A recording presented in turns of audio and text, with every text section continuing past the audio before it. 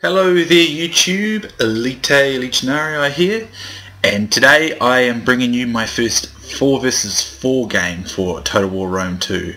That's right, 4v4. Not really been able to record a 4v4 simply due to kind of optimization issues with Rome 2 and some things with fraps in the past, but now a lot of that's been smoothed out. Got some successful 4v4 action here.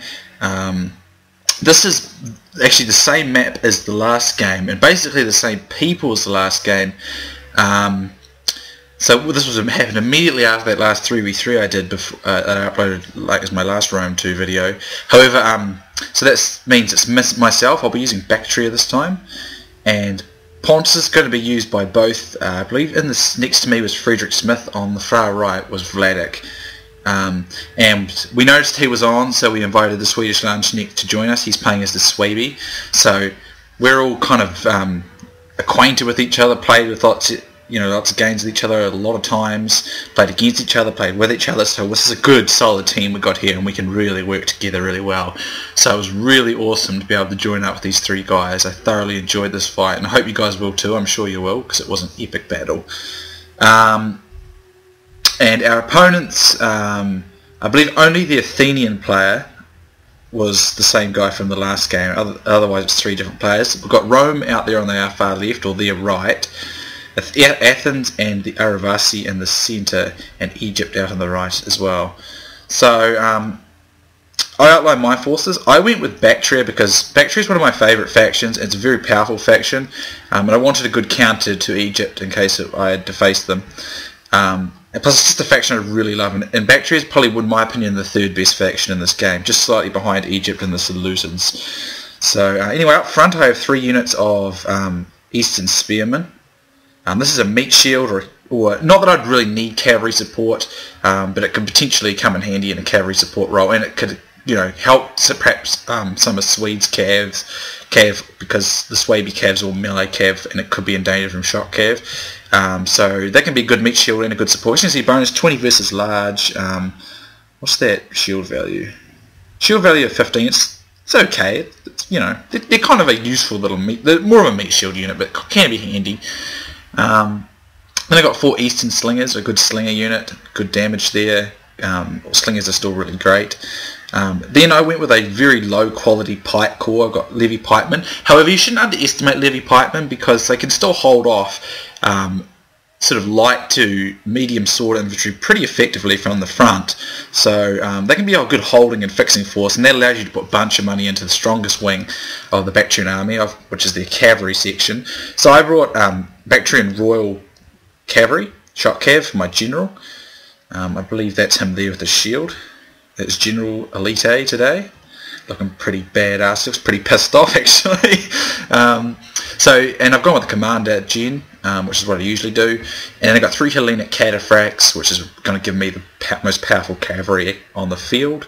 Then I brought an Indian Armoured Elephant. Now I didn't put my general in the Armoured Elephant. Sometimes you can do that, but just in case it got put a mock and it run through our own lines and I was forced to kill it or something like that, which I was hoping would not happen, I was going to be careful with it. I didn't want my general to be in the unit, so I prefer usually not to put the general in the elephant unit.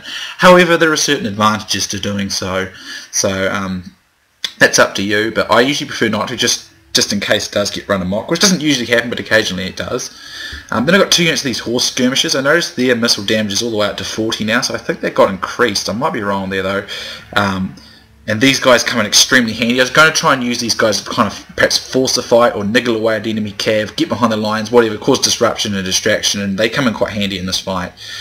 On my left here is the Swedish Lanchnik, so he's got 4 units of Noble Riders here. These are heavy melee cav, and they're about 1,280 or 1,300, so I suspect that's where the majority of his power is, his money's gone into these cav. These are very good melee cav. They now have a bonus versus infantry, whereas they didn't on some of the previous patches, which is great. So these guys should do pretty well when they, against that Roman infantry, the opposite them. They should do fairly well, and they'll hold out quite a while even in a cavalry fight. But they don't want to get caught out by shock cav. But they'll do very well in a melee fight with any melee cav or any sword infantry. Then he's got, I think with Hannibal at the gates, you get the Wolf Warriors for the Swaby. Well, at least it came with that when you got that DLC. I don't think Swedes has got it yet, so he's had to use Bloodsworn, which are not great. So he's got a couple upgrades on him. He's got 1, 2, 3, 4, 5, 6, 7 with 2 upgrades. They're not very great, but which means I realise that I have to really work closely with Swedes here, otherwise this Roman infantry is just going to absolutely wreck these Bloodsworn. But if I use my cavalry and elephants in support of Swedes against the Roman player, while I just sort of fix the Athenian player in place, I think we should be alright there. So that's my battle plan there, because I know that Swedes infantry will just get absolutely ruined by that Roman infantry. Then he's got these Germanic slingers, but with only 15 damage and not much armor piercing. These are not very good slingers at all. They look quite cool though, as most Germanic troops do. His general is a sword master. That's a very good sword unit, but expensive of course, but looking awesome. And then he's got 2 of these Wodenaz spears. Now, if I were actually Swedes, I wouldn't have bothered with the Bloodsworn. I would have got the more Wodenaz spears, because this unit's got encouraged, pretty cheap. Look at that melee defense, good morale. You put it in shield wall and stuff like that. It can be used against infantry. It can, it can hold things up quite well while you do some stuff on the flank. I'd say they're more reliable than the Bloodsworn, but let's see how it goes. And he's got Germanic Youth. That's probably there to counter any elephants that he might have suspected either Rome or Egypt to have. Now we'll go on to Vladik and Frederick Smith. So Vladik's gone with slingers this time. I believe he's got 1, 2, 3, 4, 5. That's a good choice. Slingers are better than archers, because they haven't done anything with archers on the recent patch, which is disappointing. Then he's got 6 bronze shield pikemen. Then he's got Pontic Raw Cav, so it's good shot cav there, it's his general. And then he's got 3 noble blood cav, it's good melee cav, and a Pontic swordsman. So pretty much basically the same army as Vladik. Actually, that might be Vladik. I thought Frederick Smith was next to me though. I'm not sure though. Well, I've forgotten which one was which. But over here, I think Vlad was out on the right, but I might be wrong. They can correct me if they watch this. Here's a Pontic Raw cav for his general. And then he's got 2 Scythian horse archers there, 3 noble blood cavalry, and 2 more Scythian horse archers out here. So he's got more of a larger cavalry force. He's got a Pontic swordsman, then I believe it was 5 slingers and 6 bronze shield pikes. So I'd say that probably is Vladik actually, because he usually goes with horse archers. So that's our side. Let's have a look at the Roman player. At any point, guys, you're getting tired of this kind of unit breakdown, you can just skip ahead to where the battle begins. It's all up to you. He's got 2 legionary cav. They're capable, but our cav, both myself and Swede's cav, will make easy work of those guys. Better to go with auxiliary cav or Praetorian cav, I think, personally, even though they're a bit more expensive. He's got 4 auxiliary Balearic slingers. These are very good slingers, and will be a match for my slingers, and certainly a match for Swedes. But then he's got 1, 2, 3, 4, 5, 6 units of Eagle cohort. It's a very good unit, as you can see, very good stats there, but I'm surprised, and I don't know why you didn't go with Evocati. That'd just be better. So they don't have the encourageability, but they have like the same stats as the Eagle cohort, so they're cheaper and they can do the same work. That way you could have spent more on other things. So I'm not really sure what that was about, but these are going to be really hardy troops. They'll absolutely destroy all of Swedes infantry except the Swordmaster, so I'm going to have to work closely to make sure he doesn't get wasted by them. But if we get my elephants into them, it should be alright. They should turn that event round. And he's got a General's Bodyguard, obviously. The Athenian player's gone with, let's see, 3 Epeius Lancers and 1 Citizen Cav, and they're in wedge. I believe that one of them is probably his General, yep. Or Diamond Formation, actually, not wedge. He's got 2 so Mercenary Hoplite and Picked Hoplite. Fairly elite hoplites there, but as far as hoplites goes, it's pretty expensive for a unit that's probably only going to do stalling and support to a cav fight, so it just depends. But then he's gone with 4 Rhodian slingers this time, which is a very good choice of slings because they're very, very strong. And then he's got 4 pikemen and then 2 pelters, so that's not a bad army actually. Then the Aravasi play, he's got 3 Iberian spearmen up front, much like I did with my Lusitani army last time. Then he's got, looks like 6 Balearic slingers, so very strong skirmishing contingent there. Then he's got painted warriors, 5. Now these guys, if you look at these stats, these guys are pretty good. I mean, good attack, weapon damage, melee defense there. The armor's not too high, which is probably the greatest weakness. And I'm pretty sure all the units, the the shield value on a lot of these... Oh no, the shield value is 40. Okay, that's really good. That's very, very good. They'll take a hell of a beating from missiles. So this is a very, very good unit, because I know it's not very expensive. So that's going to be a very good sword unit. So it's pretty good core there for the Aravasi player. Then he's got... let's see, 4 Iberian Cav, a Noble Cav, and 2 Noble Cavs. So that's actually a pretty good army. That's a pretty solid army as far as like the Iberian tribes can go. And then probably the most dangerous faction on this team is the Egyptian army. And it's 1, 2, 3, 4, 5 Hellenic Royal Guard. This is the best pike unit in the game. And if you take it from the front, you'll get destroyed. So it's a very strong core, but pikes can be a bit tricky to use. So if he uses them right, they can be very dangerous. But if he doesn't use them, even they're just a big, expensive loss of money, really. Then he's got some Cretan archers, Nubian bowmen, and some Egyptian javelinmen. And then he's got some Egyptian infantry. So I don't think this is a very optimal army, to be honest. It's like elite and then really poor, but it's not got any cavalry or much flexibility. So it's not the best Egyptian army in my opinion. But anyway, let's unpause it. I know you guys have been waiting for the action to begin. So we're just going to kind of think about how to go about this now, because it's a 4v4. What usually happens in a 4v4 is it kind of turns into 2 single 2v2 games in a lot of cases. So what we're going to try and do is probably just advance up a little bit, probably all of us really, and just get into a skirmish, because the skirmish over here, the skirmish against the Egyptian player should be victorious. The skirmish against the Aravasi would be difficult though, and all these 3 guys have got good skirmish, but we're going to go to a skirmish, and then me and Swedes are probably going to move out with our cab onto a flank and just see if we can force anything. I'll use my guys as a bit of disruption, and whatever else is necessary. I'm not really sure what Frederick and Vladek were kind of work with here, but I think what they were doing was pretty much the same thing with their horse archers. So we're kind of getting this big. If you look up here on the map, I've got really high with the debug cam. We're going to go through like lots of pincering movements like that with our whole screening force, and then basically we'll just take up our centre players will take up and we'll skirmish away with these guys up the centre like so. And if we can cause a bit of action to happen on the flanks there, we can perhaps rush them into action. That's what we're going for. So very handy the debug cam though. You can get up nice and high like that. It allows you to control and see the whole field even in a big 4v4 like this, which is very, very helpful. So Swedes moves out here, and I'm going to bring my cataphracts around to give them some support at this stage. However, we do have to be careful things like that gaps don't start appearing in between our kind of groups and stuff like that. I think this is Vladek. I'm going to assume the far right player was Vladek. I'm pretty sure it was.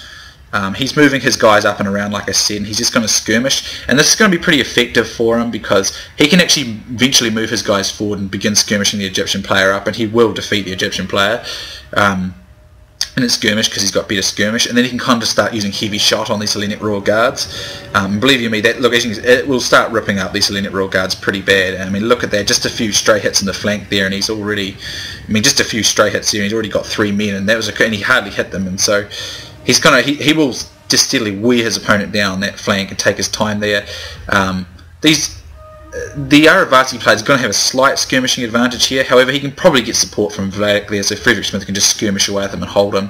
If necessary, I can help him, although I'll probably need to help Swedes because he will lose his particular part of skirmish fight because he's just not got their skirmishing ability at the same level. So I'm just sort of moving over here, but I'm just trying to keep it so that, as you can see, there's no gaps appearing in between us, so I don't want to exploit that. So at the moment, it's just mostly Vladek just skirmishing away, and he's just sort of taking pot shots at everything. I'm assuming he'll use heavy shot against these Hellenic Royal Guard, because pikes are pretty weak to that kind of thing. So over here, the skirmish goes and starts in action, in earnest, rather. Over here, I took the opportunity to get my slingers into action here, and I'm firing at this unit of Cav, and as you can see, I've already nearly taken half the unit out by the time he noticed it was under attack. The Athenian player is advancing up, so I'm going to reorganise my slings to take that on in a moment. Now, if there's a little bit of lag, it's probably just because it's a 4v4, and I can't really do that much about it, but over here, I believe it was Frederick, he had a crack at these slings, and it was a pretty nice move because he got 50 men in there, and that's going to give him the edge. However, he does get charged himself, but unfortunately, if he has men in pike formation, he could have taken those cav on. He does manage to get them into formation here, so this Iberian cav will probably take a bit of a thrashing, but it's kind of disrupted his formation. Over our side, as you can see, me and Swedes are kind of moving onto the flank, trying to force them, and that's good. They're reacting instead of acting, so they're reacting to everything we're doing. Over here, again, the Athenian player got himself clumped up, which means my slings, which are spread out better, will be able to hit more times. I do believe, yes, the one thing I like about Eastern slingers, not got quite as much attack as the Rhodian slingers, but they have more shield value, so they take a bit more of a beating, so it's quite good that way. So over here there's a bit of disruption and battle going on here, but I think Frederick Smith's got the better of this fight. Over here, as you can see, Vladic's pulling the Egyptian player apart, and it's causing things like these big gaps, and it's almost like this Egyptian player's kind of become an isolated unit from his team, which is really, really good for us. So over here, I bring up my horse skirmishers, and I'm basically just going to skirmish as a Payas Lancers, just thin them out a bit, get a few kills on them, and we're using concentrated fire on these Balearic slingers, but Swedes guys will probably lose that, but they do a pretty good job of holding out, but he will not be able to win that kind of skirmish fight. But it doesn't matter if we can just kind of skirmish it up. My opponent tries bringing his pelters here forward, so I use my Eastern javelins to my Eastern spearmen just to run him off, so that he can't do that because that'd be annoying. And I'm using my horse skirmishers just to thin him out here. If we can take even say 3 or 4 or 5 cav out of a unit or so, it'll give us the advantage in a cav fight, which I think we should have anyway, because my Hellenic cataphracts are better than any cav on the field. Over here is a cavalry fight that's begun. These noble cav are getting bashed up by these noble blood cav. The noble cav is the better cav. It's his general too, but it's under a lot of missile fire from Vladic's guys. The Egyptian player reacts really hastily with some of his infantry here. Not sure why Vladic didn't just friggin' rush them, because Egyptian infantry is just crap. These cav would have wrecked them instantly. Not really sure why he didn't do that. But over here, as you can see, Frederick Smith, I think that's Frederick Smith, yeah it is. He's going to pull back after causing a bit of disruption and chaos. Over here, these mercenary hoplites came forward to try and force away my skirmishers, my Eastern spearmen so he could get his guys up. However, I just changed my target to his pikemen. As you can see, I've already thinned this unit by half. Over here, I'm still skirmishing away against his guys here. These legionary cav probably have a pretty good shield value, but every little shot will weaken them, it'll weaken their hit points too. So I believe this is Vladic getting behind the line, but this is just causing all these guys to become chaotic. As you can see, they're kind of look, there's a big gap forming up between two of them now, and this is really bad for them. As you can see with us though, not very big gaps at all, and we can easily support them and each other, so it's very important as a team.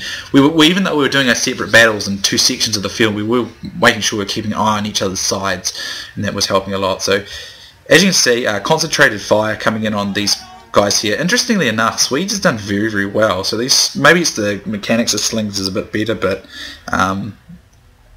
it's going quite well against a sling unit that's vastly superior. Even though he's still losing, he's done pretty well for the most part. So over here, as you can see, this unit's down to 20 now. As you can see, my guys, look at the once I got a few hits on them, my javelins really almost destroyed an entire unit of cav, just my javelins alone. So then Swedes is backing me up here, so you can easily come in and I can easily continue that. We can skirmish, and this is basically going to force our opponents to react to everything we're trying to force on them.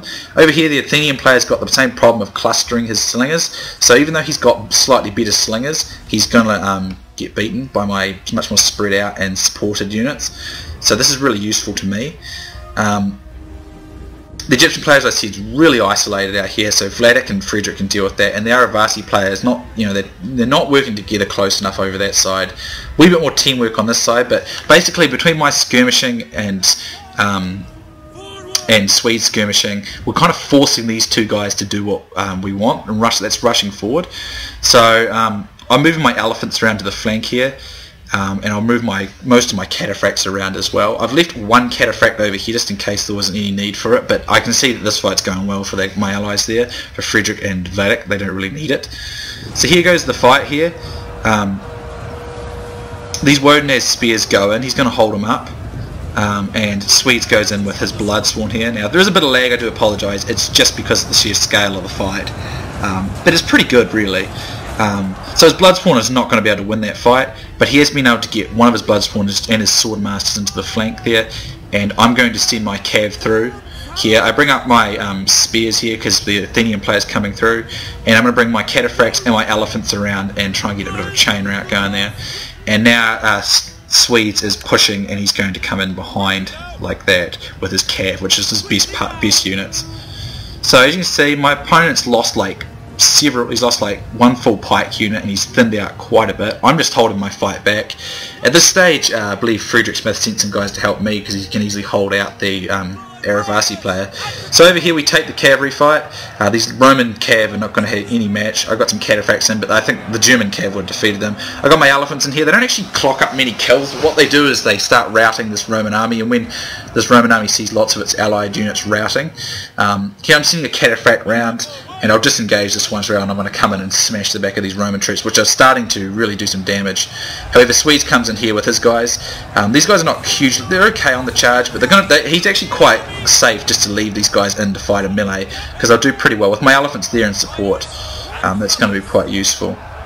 Now he has used Frenzy. I don't believe Frenzy is ever a good idea, simply because Frenzy exhausts your troops really fast. So I got my horse skirmishers behind my guys, behind these guys, and with 40 damage there. I initially had flaming shot on, then I thought no, I'm not going to, just in case I accidentally run my own elephants amok amongst their own lines. So I managed to get his general here with my spearmen and one of my Hellenic cataphracts, and at this stage my cataphracts have gone thundering into the back, and the Roman player is just routed by a combined strike over here. As you can see, it's just a big Roman fest, and there's probably a bit of lag there, guys. I do apologise. It's just the sheer scale of the fight, I think. I can't really avoid it. So I'm using my Eastern Spearmen just to hold up his pikes here, so that I can get my own cav free to get some chaos going into the flank. I'm trying to keep my guys reserved, and I'm still skirmishing them away, so that's why my guys held out as long as they did. I decided to disengage them now, though. They've done their job. They can just do a flanking or supporting role. Here's a bunch of his slingers here, so I'm going to send my Hellenic cataphracts to go deal with those. Over here, as you can see, some of these Citizen Cav and Apaeus Lancers are defeating these slingers. Frederick's a wee bit jumbled. Vladic's just skirmishing away at the Egyptian player. He doesn't need to do anything while all we can do, he can just hold out while we win our fight, and then we'll come over and support, so it's a piece of cake there. I get rid of these remaining slings. So I was interested, my elephants only got 12 kills, so they mustn't have got into his infantry much, but they did help cause a pretty big rout there, so these Bloodspawn did survive a fight they would otherwise have gotten absolutely owned in. So here I send my Bactrian Royal Guard and my spear unit to catch his remaining cav. Now he did actually manage to push through to the back of one of my pikes here. Where was it? Here it is. So he pushed straight through too. I mean, he got very lucky, but he's going to lose his cav doing this anyway. And against the levy pike, that's really not worth it. So here I decide to advance forward, take on his pikes here, because now I got all my cav free to run some destruction into the back of his lines here. I destroy his cav over here because it's completely isolated and trapped. And his Apaeus Lance is holding out now, but it will not be able to stand up to my Hellenic Cataphract, which will just mince it. Pretty much only a couple other units can handle it. Now I get a good hammer and anvil straight into the backs of his guys here, and that puts paid to the Athenian army as well, basically. So at this stage, as you can see, Frederick Smith is closing in on this side, while Vladic goes straight up there, and they're going to pincer him. Basically what me and Swedes are going to do now that we've mopped up our opponents, is going to swing right round and circle them. Because we've both still got a very large number of troops left after this fight happened. As you can see, I've got pretty good numbers on my cataphracts still, in the 30s. That one's not even lost a single unit. My general's not lost anyone. Honestly, it's been a pretty one-sided fight. Well, I mean, basically, as I said, we probably do have some advantages in the regards that because we played, like, especially medieval turn stuff together so much, we kind of know how each other plays, know what they're going to do, and yes, it's Rome too, it's a different game, different mechanics, different rule sets, but we can easily work together because we had experience in the past working together. So the Aravasi player is moving in with his Egyptian player to cover his flanks. That's a good idea because they can't... Those Bronze Shield pikemen will no way be able to handle these Hellenic Royal Guards from the front. So what they're probably going to do is just wait for us to get into position. I mean, we've got this fight pretty much in hand at the moment. and it's going to be a pretty cool move. I think it was Frederick Smith who helped me do this in a moment. I'm not sure. I believe he's a Frederick Smith cav. I think it was him who helped me do this. I combine my cav with his in a moment. We do this massive cav assault on the Aravasi player. It's bloody epic. It might have been Vlad. I'm not one of the Pontic guys. I'm getting them muddled. I'm pretty sure Vlad was out on the right and Frederick Smith was next to me in the centre. So they're kind of moving on to the flanks here. But I think they need to get round the flanks of these Hellenic Royal Guards, because getting on the front of them is going to be difficult. But Vladek is wisely skirmishing them down, because these Hellenic Royal Guard will just absolutely wreck them otherwise. So our cavs coming this way, our whole armies are coming this way. It's been a pretty straightforward battle so far, really, for us, because we just kind of use our teamwork there. So you can see our armies, if I hold down the space bar, you can see where we're kind of deploying our armies to. I believe that was Swedes rallying both their armies there. As you can see, I'm not sure, there might be Vladek, but as you can see, this Aravasi army sandwiched between, actually it could be, yeah, it's Vladek and myself. So I just decided to send my Hellenic cataphracts in a moment, and we're just going to sandwich them. As I saw right here that they turned around and run away, and I thought, right, they're not going to be braced against a trample charge. I put my trample down now, and that puts their charge up to 114, and let's just watch these guys absolutely just get crushed. And the Noble Blood Cav come from the other way, so let's just, sound cut out there, and let's just look at thundering in, and look at it, just destroys the entire Aravasi army straight away. They're no way going to be able to stand up to this much cav, so we destroy that entire army in just a couple of charges, and our guys go, like my guys got like 60-70 kills each, so I probably just add like 300 kills to my kill count there just with that alone. So it was pretty badass. And over here, the Egyptian player is overwhelmed by the sheer weight of numbers against him. So there was the 4v4. Let's have a look at the statistics. There you go. I was graced with the most kills there, but that was honestly a teamwork there. Frederick very nearly got the same amount of kills as me, but Swedes and Vlad most certainly played their part as well. Big kills there for my cataphracts and my general unit. And as you can see, those two horse skirmishers, between them they made about 70 kills. That is and they kind of forced those cavalry fights. Very good unit indeed. And my slingers, as you can see, 103, 79, 64, 86. Honestly, slings are still awesome. The elephant really didn't do much in this fight, but it didn't like, at least the way of kills, it kind of caused a chain rout though. But that last little bit, cav work, that sandwiching move, I think it was either Frederick, it was one, I'm not sure, was it Frederick? I think it was me and Vlad who did it. We just get this massive sandwich attack on, I mean, just absolutely, my cataphracts and Royal Horse there got, you know, tons of kills. I mean, look at that, they probably just, those 4 units alone got probably like 500 kills. Probably near enough to 500 kills, so that's half of the kills there. The Levy Pikemen don't get many kills, but they just become a fixing and stalling force. Let's check out some of these other guys. Big work for the skirmishers again for Frederick Smith. His pikes, not too bad, but again, cav, noble cav. You know, the cav did the most of his work for him. Vladek's army. Okay, Vladek must have been the one next. I'm not sure. If these guys watch it, tell me what side you guys were on, because I keep getting confused. Vlad didn't do quite as well as his cav, but he caused a lot of disruption. His pikes, this swordsman did pretty well, and then again the skirmishers did pretty well there. And then Swedes, let's see, yeah, as I suspected, his noble riders did very, very well. The rest of his army, not much. You've got to say, these Bloodsworn did pretty good for what they are, because it's not a good unit at all, really. But he did very nice work with the noble riders indeed in that one. This was the same Athenian player from the last fight. Apart from one of his cav there, he got too hasty, I think, and that was basically what we did, kind of forced him and the Roman player to react to us, and that was what we wanted. He got his slingers too clumped up, so he lost to my eastern slingers, even though Rhodian slingers are actually better. So you don't want to get yourself clumped up like that. One of his pikes did alright, and some of his Payas Lance did alright, but really his army didn't do that great. The Egyptian player, Balls, as you can see, those Hellenic Royal Guards, when they were able to fight 1-for-1, not enough for how much they cost, but they would easily clean out any other infantry unit from the front in this game because they're that powerful. But not a very well supported army. He didn't have cav to help it, rubbish infantry, too many elite units there, and it took too much of his money away, and he didn't have any good support for them. Too spooky, the Roman player. As you can see, those Eagle cohort would have easily mopped up all the Swedes' infantry quite easily, but too many other factors got in their way and they couldn't do it. So his skirmish is not as well as you'd want from Balearic slingers either. And then the Aravasi player, I liked his army, but he got into some pretty tough cavalry battles with Vladik, and he didn't come out on top of them. And some of his Balearic slingers did pretty good, but not enough to give them that effect. So the highest kills was the Egyptian player though, probably just because his pikes are so powerful. But ultimately, that was a really fun fight. I really enjoyed that. I'll of course link Swede's channel in the description. Be sure to go check his channel at some point, guys.